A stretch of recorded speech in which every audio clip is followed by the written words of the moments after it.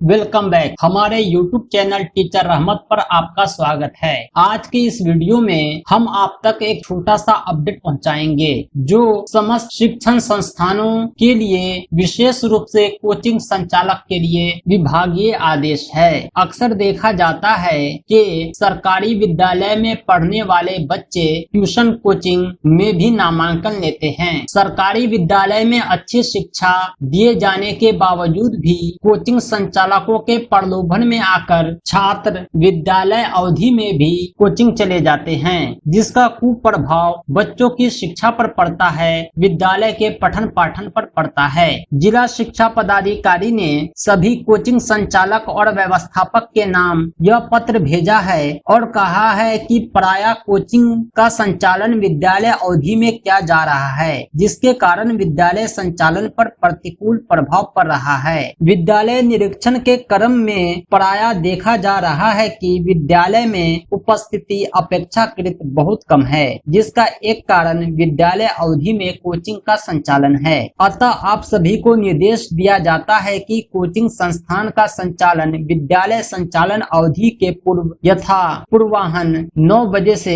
एवं विद्यालय अवधि के बाद अपराह्न 4 बजे के बाद किया जाए। अन्यथा की स्थिति में विद्यालय अवधि में कोचिंग का संचालन करते हुए पाए जाने पर आपके विरुद्ध नियमानुकूल अनुशासनात्मक कार्रवाई की जाएगी। दोस्तों, यह आदेश बिहार शिक्षा परियोजना शिवहर द्वारा दिया गया है, लेकिन समस्त कोचिंग संचालकों के लिए है। कभी भी आपके ऊपर कार्रवाई की जा सकती है, क्योंकि आपके प्रलोभन में आकर छात्र विद्यालय नहीं जाते हैं और उसकी पढ़ाई बाधित होती है। सरकार ने कोचिंग संचालकों के लिए पहले से नियम निर्धारित कर रखे हैं, जिसका पालन न के बराबर ही होता है। और अगर किसी कोचिंग संस्थान से विद्यालय के पठन पाठन को बाधा पहुंचती है तो शिक्षा परियोजना कार्रवाई करने के लिए स्वतंत्र रहेगा। उम्मीद करता हूं कि यह छोटा सा अपडेट आपके लिए लाभदायक होगा। इसी तरह की ज्ञानवर्धक जानकारी के लिए नियोजित शिक्षक, शिक्षक नियोजन, डिपार्टमेंटल लेटर आदि शिक्षक और शिक्षा से जुड़ी सभी प्रमुख अपडेट के लिए हमारे YouTube चैनल टीचर रहमत को जरूर सब्सक्राइब करें। साथ ही साथ हमारी वेबसाइट www.teacherrahmat.com को जरूर विजिट करें।